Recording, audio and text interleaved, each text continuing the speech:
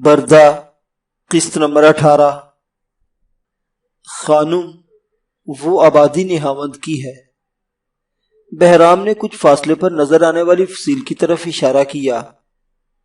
انہیں راستے میں 4 دن لگ گئے تھے۔ سبرینا کے آرام کی خاطر بہرام نے رفتار بہت زیادہ تیز نہیں رکھی تھی۔ اس نے سبرینا کو آرام سے پہنچانے کی ہر ممکن کوشش کی تھی، اور اس کا بہترین سلوک سبرینا کی نگاہ سے اوجھل نہیں تھا۔ یہ رکھ لو۔ سبرینا نے طلائی سکوں کی تھیلی اس کی جانب اچھال دی۔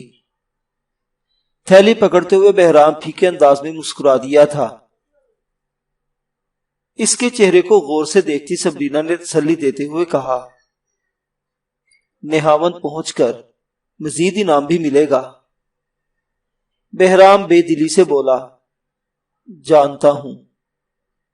سبرینا نے حیرانی سے پوچھا، پھر دکھی کیوں ہو گئے ہو؟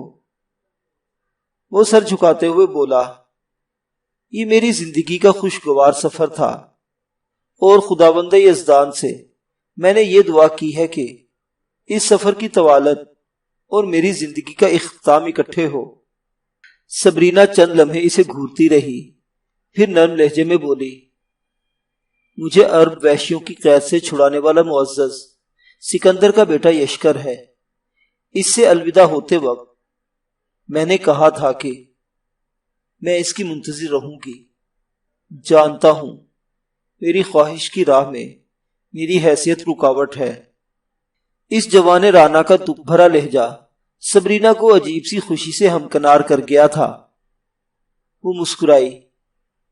یشکر نے کہا تھا کہ اپنے انتظار کو طول نہ دوں اور کسی ایسے کا ہاتھ تھام لوں جسے میری فکر ہو۔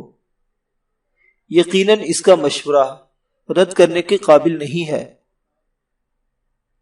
بہرام بے چارگی سے بولا، چاہے خیال رکھنے والے کی حیثیت ایسی کیوں نہ ہو کہ آپ کے والد کے سامنے ہاتھ پھیلاتے ہوئے اسے ہاتھ کے کٹ جانے کا اندیشہ لاحق ہو۔ وہ وارفتگی سے بولی، محبت حیثیت و مرتبہ نہیں پہچانتی۔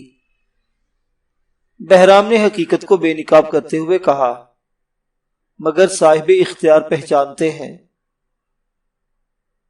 میں 16 سال کی ہوں اور مزید 2-3 سال تک اپنی شادی مؤخر کرنے کے لیے والد محترم پر زور دے سکتی ہوں، اور دعا کرتی ہوں کہ اس عرصے میں آپ کوئی ایسا کارنامہ سر انجام دے سکیں کہ خداوند فارس سے منہ مانگا انعام پانے کی اہل بن جائیں۔ اپنے وعدے پر قائم رہو گی سبرینا؟ بہرام نے پہلی بار اسے نام سے پکارا تھا۔ یہ شرط زندگی ہے، دھیمے لہجے میں کہتی ہوئی وہ آگے بڑھ گئی۔ بہرام کے چہرے پر چھائی بیزاری اور اداسی خوشی میں ڈھل گئی تھی۔ فصیل شہر کے دروازے پر موجود دربان اسے پہچانتے تھے۔ اسے دیکھتے ہی انہوں نے دروازہ کھول دیا۔ وہ نہاوند کے شاہی محل کی جانب بڑھ گیا۔ محل کے قریب بنے ہوئے مکانات میں سبرینا کا والد رہائش پذیر تھا۔ وہ گھڑی بھر پہلے ہی دربار شاہی سے لوٹا تھا۔ مکان کے دروازے پر متعین دربان سبرینا کو نہیں جانتے تھے۔ بہرام مکان کے سامنے گھوڑے سے اتر کر فوراً سبرینا کے گھوڑے کے سامنے دو زانو ہوا۔ اس کے گھٹنے پر پاؤں رکھ کر وہ نیچے اتری۔ بہرام دربانوں کو مخاطب ہوا، یہ محترم سالار کی صاحبزادی سبرینا خانم ہے۔ دربانوں نے رکوع کے بل جھکتے ہوئے اسے تعظیم دی اور دروازہ کھول دیا۔ میرے ساتھ آؤ، بہرام کو کہتے ہوئے وہ آگے بڑھ گئی۔ درمیانے سے مکان کا صحن عبور کر کے وہ برآمدے میں داخل ہوئی اور اس کمرے کے سامنے رک گئی جہاں 2 دربان متعین تھے۔ وہ دونوں بھی اسے جانتے نہیں تھے۔ بہرام گلا کھنگار کر تعارف کرانے ہی لگا تھا کہ وہ ہاتھ کے اشارے سے دربانوں کو ایک جانب ہونے کا اشارہ کرتی ہوئی دروازہ دھکیل کر اندر داخل ہو گئی۔ اس کا پورے اعتماد انداز ایسا نہیں تھا کہ دربان روکنے کی جرت کرتے۔ بہرام وہیں رک کر دربانوں کو اس کے متعلق بتانے لگا۔ بہروز لکڑی کی منقش کرسی پر بیٹھا تھا۔ اس کے ہاتھ میں چاندی کا آپ خورا تھا۔ جو ارغوانی رنگ کے مشروب سے بھرا ہوا تھا۔ سبرینا کو دیکھتے ہوئے ایک لمحے کے لیے تو اسے خواب کا گمان ہوا۔ سبرینا دوڑتے ہوئے اس کی جانب بڑھی۔ جام کو میز پر رکھتے ہوئے وہ ایک دم کھڑا ہو گیا۔ سبرینا قریب جاتے ہی اس کے ساتھ چمٹ گئی تھی۔ وہ شدت جذبات سے بولا، سرور چشم، یہ سپنا تو نہیں ہے؟ وہ سسکی، پدر محترم، مادر مہربان ہمیں چھوڑ کر چلی گئی ہے۔ بہروز شفقت بھرے انداز میں اس کا سر سہلانے لگا۔ یہ جذباتی ملاپ کچھ دیر جاری رہا، پھر اسے خود سے علیحدہ کرتے ہوئے بہروز نے مسہری پر بٹھایا اور شراب سے بھرا جام اس کی طرف بڑھا دیا۔ وہ جام تھامتے ہوئے بولی، پدر محترم، انعام کا ایک صحیح حقدار دروازے پر کھڑا آپ کی سخاوت کا منتظر ہے۔ بہروز نے فوراً اپنے دربانوں کو آواز دی، بہادر جوان کو اندر بھیج دو۔ بہرام اندر داخل ہوا اور رکوع تک جھک کر بہروز کو تعظیم دیتے ہوئے سیدھا کھڑا ہو گیا۔ بہرام، تم میری امید سے بڑھ کر کارآمد ثابت ہوئے اور اس وقت تم منہ مانگے انعام کے مستحق قرار پا چکے ہو۔ بہرام کا دل زور سے دھڑکا۔ اس نے سوالیہ نظریں سبرینا پر ڈالی، لیکن اس نے خفیف انداز میں دائیں بائیں سر ہلا کر اسے منع کر دیا تھا۔ بہرام دل میں چھپی خواہش پر پردہ ڈالتے ہوئے بولا، یہ میرے لیے اعزاز کی بات ہے کہ میں محترم سالار کی توقعات پر پورا اترا ہوں۔ میں یک صدی کماندار ہوں اور محترم سالار کی پیشکش سے فائدہ اٹھاتے ہوئے گزارش کروں گا کہ مجھے محترم سالار کا خصوصی محافظ بننے کی عزت سے نوازا جائے۔ اس کی بات سنتے ہی سبرینا کے ہونٹوں پر دل آویز تبسم نمودار ہوا۔ بہرام نے اسے روز دیکھنے کا بہانہ تلاش کر لیا تھا۔ کل طلوع آفتاب کے ساتھ تم یہ ذمہ داری نبھانے پہنچ جانا۔ خوشگوار انداز میں مسکراتے ہوئے بہروز نے گلے میں ڈالی خوبصورت موتیوں کی مالا نکال کر اس کی طرف اچھال دی۔ مالا کو ہوا میں پکڑتے ہوئے بہرام دوبارہ رکوع کے انداز میں جھک کر سیدھا ہوا اور الٹے قدموں پیچھے ہٹنے لگا۔ بہروز کے سبرینا کی طرف متوجہ ہوتے ہی اس کی نگاہوں نے سبرینا کے رخ روشن کو حصار میں لے لیا تھا۔ وہ بھی دل آویز مسکراہٹ ہونٹوں پر چپکائے اسے گھورتی رہی۔ شہنشاہ فارس کو آرام پر آمادہ دیکھ کر سکندر اس کے شبستان سے جو ہی باہر نکلا، دروازے پر کھڑے محافظ نے اسے بہرام کی آمد کا بتایا۔ میرے کمرے میں بھیج دو، کہتے ہوئے وہ آگے بڑھ گیا۔ تھوڑی دیر بعد بہرام اس کے سامنے موجود تھا۔ کیا خبر لائے ہو؟ اس نے چھوٹتے ہی پوچھا۔ اس نے سبرینا سے سنی ہوئی معلومات بیان کر دی۔ اسے جانے کا اشارہ کر کے سکندر نے دربان کو اندر بلا کر بہروز کی بیٹی کو بلانے کا حکم دیا۔ شہنشاہ فارس کا خصوصی محافظ ہونے کی وجہ سے اس کے اختیارات سالار اعظم جتنے تھے۔ باپ بیٹی کی آمد تک وہ شراب سے شغل کرتا رہا۔ جو ہی بہروز اپنی بیٹی کے ساتھ اندر داخل ہوا، وہ فوراً اٹھ کر کھڑا ہوا۔ یقیناً میری بیٹی تھکی ہوئی ہوگی، مگر مجھ سے صبر نہ ہو سکا۔ اس نے آگے بڑھ کر سبرینا کے کندھوں کے گرد بازو ڈال کر اس کی پیشانی چوم لی تھی۔ محترم چچا جان، میں کافی بے چینی سے آپ کے بلاوے کی منتظر تھی۔ آپ دیر کر کے مجھے خفا ہی کرتے۔ سکندر نے اسے ہاتھ سے پکڑ کر کرسی پر بٹھایا اور بہروز کو نشست سنبھالنے کا اشارہ کرتا ہوا خود بھی بیٹھ گیا۔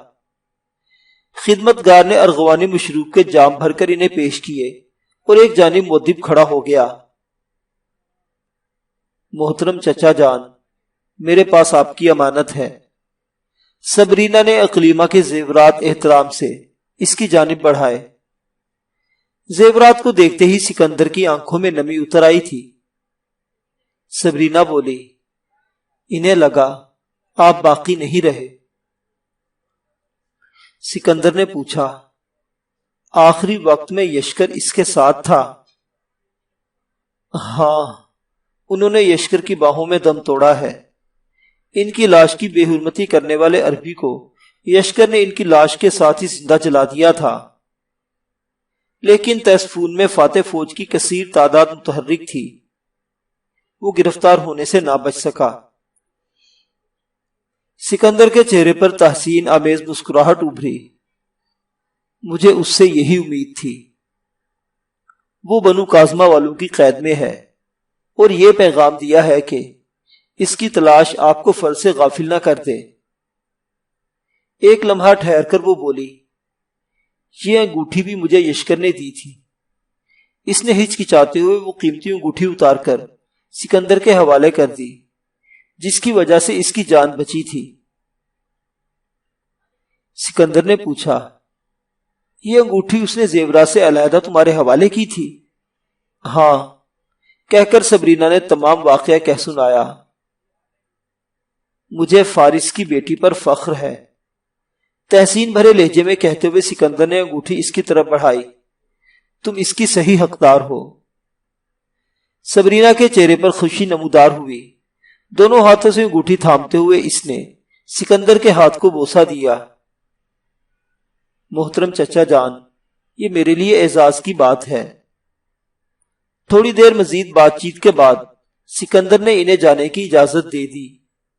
بنو کاظمہ میں انہیں فارس کے تازہ ترین حالات کی جانکاری مل گئی تھی۔ شکست کھانے کے بعد شہنشاہ فارس کوئی جوابی حملہ نہیں کر پایا تھا۔ رومن افواج اب تک فارس میں موجود تھی اور تیسفون کی فتح کے بعد سوس کو گھیرے ہوئے تھی۔ بنو کاظمہ سے خشکی کے راستے استخر اور اصفہان جانے کا خیال انہیں دل سے نکالنا پڑ گیا تھا۔ وہاں سے انہوں نے ہیرا کا رخ کیا۔ اب یہی راستہ باقی تھا۔ ہیرا جاتے ہوئے انہیں چند دن لگ گئے تھے۔ اس دوران شریم یشکر سے کافی گھل مل گیا تھا۔ یشکر کو بھی ایک عجیب سی کشش اس کی طرف مائل رکھتی تھی۔ ہیرا پہنچتے ہی انہیں اپنے سامان کے اچھے گاہک مل گئے تھے۔ ایک دو قبیلوں نے ہیرا سے بابل کا رخ کیا تھا۔ بنو جساسا والے البتہ ہیرا سے آگے نہیں بڑھے تھے۔ ہیرا جا کر یشکر کو سائقہ کی یاد آئی۔ دوسرے دن اس نے شریم کے سامنے اس کا اظہار کر دیا۔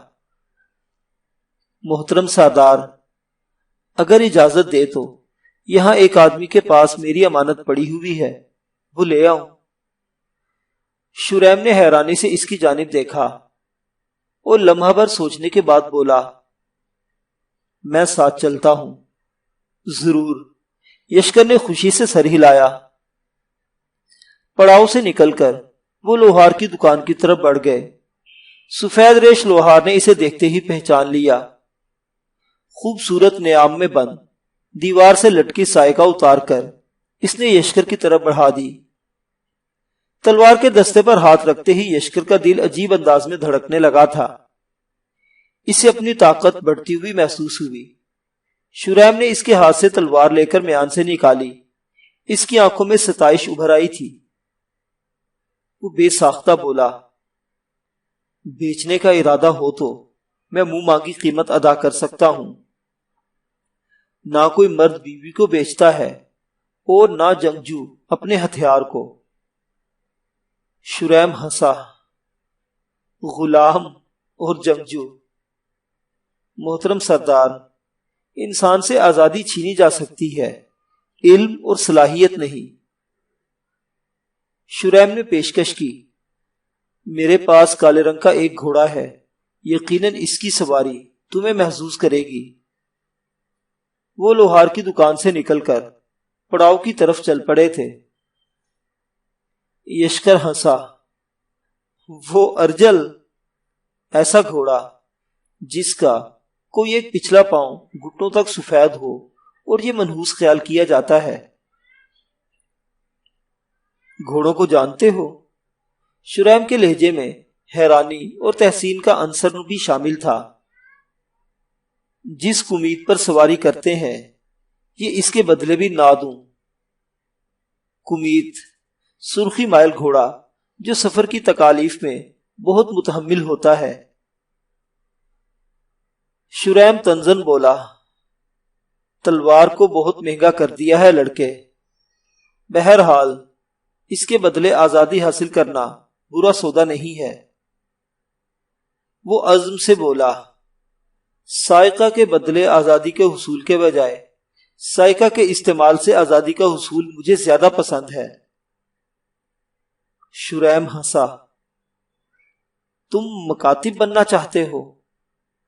مکاتب ایسے غلام کو کہتے ہیں جو اپنی مالک کو اپنی قیمت چکا کے آزادی حاصل کر لے۔